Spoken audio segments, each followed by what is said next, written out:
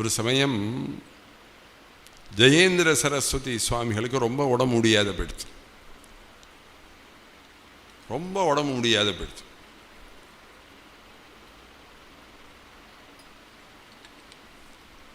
எல்லாரும் கவலையில் இருந்தா, இந்த சுவாமிகள் நல்லபடியாக பிழைக்கணுமே. காஞ்சிபுரம் மடம் எவ்வளவு தாண்டி மேலே நிற்கிறது தெரியுமோ, அதுதான் ஆச்சரியம்.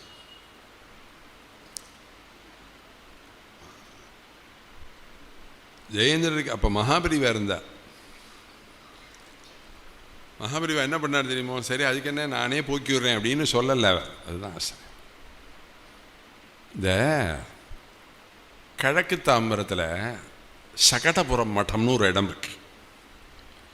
அந்த சகடபுரம் மட்டத்தில் ராமச்சந்திரானந்த தீர்த்தன்னு ஒரு சுவாமி இருக்கார். இந்த சகடபுரம் மட்டத்துக்கு ஒரு ஸ்பெஷல் என்னன்னு கேளுங்கோ. இப்போ நான் சொல்ல போகிற விஷயம் அவளுக்கே தெரியுமா, மடத்து பக்தாளுக்கே தெரியுமா தெரியாதா தெரியாது. ஆனால் நான் சொல்கிறத அவள் சொல்லிவிடுறேன், அவளும் கேட்டுக்கிட்டோம். சகடபுரம் மடத்துக்கு ஒரு ஸ்பெஷல் என்னன்னா, பக்தாருடைய எல்லா கஷ்டத்தையும் போக்குறதுக்குன்னு இந்த சுவாமிகள் தனியாக ஜபம் பண்ணுவார். குழந்தை பிறக்கலைன்னா ஒரு ஜபம் பண்ணுவா, வியாதி வந்துடுத்துன்னா ஒரு ஜபம் பண்ணுவா, ஒரு தம்பதிகள் பிரிஞ்சிருக்கா அவளை சேர்த்து வைக்கணும்னு நீங்கள் போய் சொன்னேன்னா அதுக்கு ஒரு ஜபம் பண்ணுவா. இன்னும் சொல்லட்டோமா, அவள் ஜபம் பண்ணி ஹோமம் பண்ணி அம்பாளுக்கு ராஜராஜேஸ்வரிக்கு அபிஷேகம் பண்ணின கஷாயத்தை இதை கொண்டு போய் கொடுங்கள், ரோக நிவர்த்தி ஆகிடும்பா. நிவர்த்தி ஆகிடும்.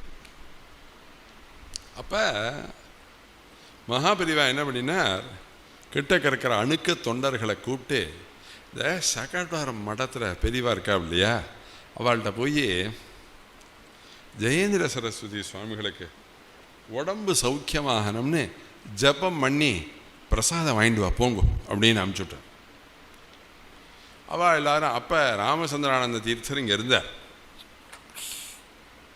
எங்கள் அப்பா வருஷம் நவராத்திரிக்கு சகடபுரம் மடத்தில் வந்து உபன்யாசம் பண்ணுவார் ராஜராஜேஸ்வரி சந்நிதியில். எதுக்கு சொல்ல வந்தேன், அந்த ராமச்சந்திரானந்த தீர்த்த சுவாமிகள் போய் சொன்னேன், ஜெயேந்திர சரஸ்வதி சுவாமிகளுக்கு உடம்பு முடியல, மகாபிரிவா அவங்கள ஜபம் பண்ணி பிரசாதம்லாம் வாங்கிட்டு வர சொன்னான்.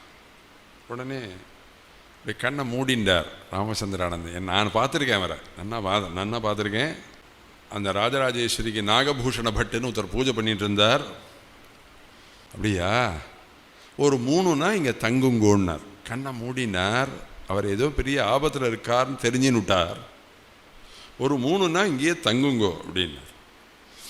3 நாள் தங்கி அவர் 3 நாளைக்கு ஜபம் பண்ணி ஒரு வெள்ளி டப்பாவில் கஷாயம் கொடுத்து, இந்த கஷாயத்தை கொண்டு போய் ஜெயேந்திர சரஸ்வதி சுவாமிகள்கிட்ட கொண்டு போய் கொடுங்கள்னு சொல்ல, அதை கொண்டு போய் நேரம் மகாபரிவாளில் கொடுத்து, மகாபரிவா கையால் அந்த டப்பாவை தொட்டுட்டு அவருக்கு கொடுத்து மருந்தை கொடுங்கள் அப்படின்னு சொல்ல, அதுக்கப்புறம் அந்த மருந்தை சாப்பிட்ட மறுநாள்லேருந்து அந்த வியாதி போயிடுத்தவருக்கு ஜெயேந்திர சரஸ்வதி சுவாமி. இத்தனை வருஷம் அவர் இருந்தாரே, எல்லாம் காரணம் சகடபுரம் சுவாமிகள் ஜபம் பண்ணி கொடுத்தார். அது மாதிரி ஒவ்வொரு பீடங்களுக்கு ஒவ்வொரு விசேஷம்.